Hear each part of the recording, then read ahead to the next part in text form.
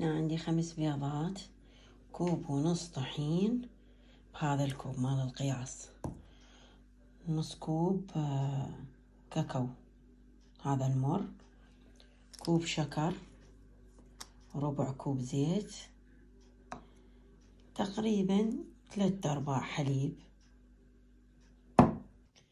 هذا حبايب بيكنج باودر،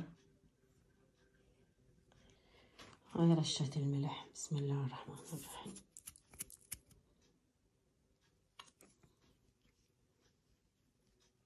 هاي حبايب هذا برش برتقال وليمون نذب على الصفار، كذلك فانيلا.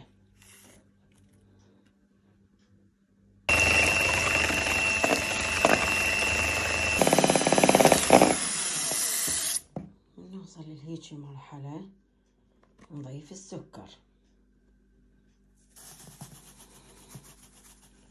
نص البياض ونص الصفار، نخلط.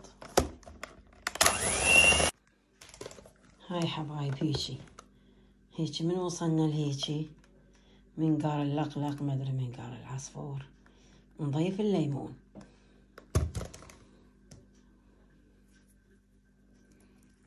يعني تقريبا خاشوقة مال اكل ليمون. هسه نجي نخلط الصفار. هاي مرحلة الصفار، شوفوا لونها صار كريمي. هسه بهاي المرحلة نضيف الطحين هيك بالتدريج على الصفار ونخلط على كيف، على مود لا يروح الهواء. هيجي بعدين نجيب بياض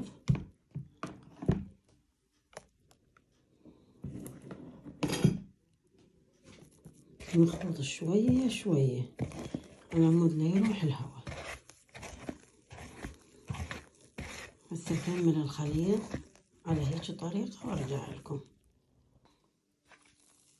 هاي وصلت لهيجي. هسه نضيف الزيت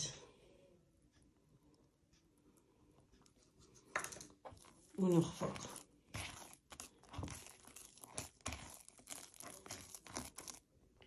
هسه بهاي المرحلة نضيف الحليب ونشوف ايش قد نحتاج، نشوف القوام مال الكيكة. هاي وصلنا لهاي الطريقة كلش كافي، استخدمت تقريبا نص. بسم الله الرحمن الرحيم.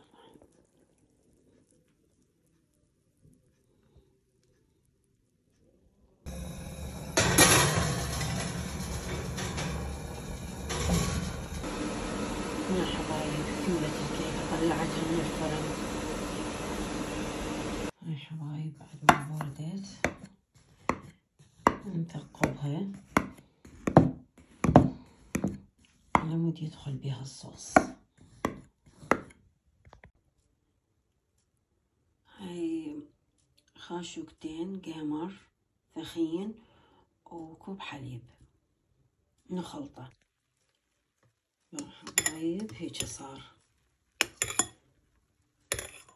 هسه نضيف له كريم شانتيل بالشوكولات.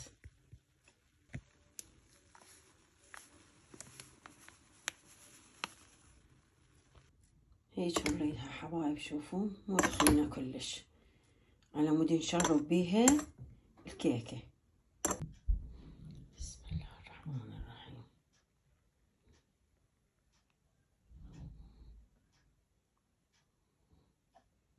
شوية بيها حرارة، راح اخلط وياه زبدة الفستق. حبايب صارت هيجي، شوية بيها ثخن، اتركها تبرد تماما. هاي راح نخلي صوص الفستق.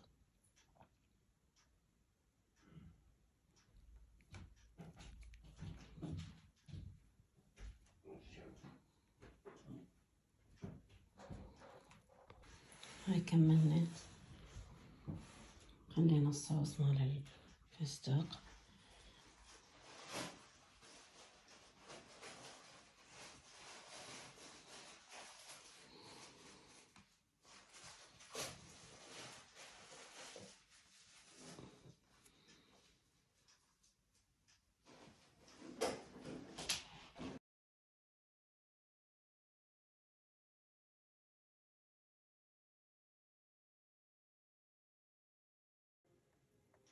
شوفوا ما شاء الله.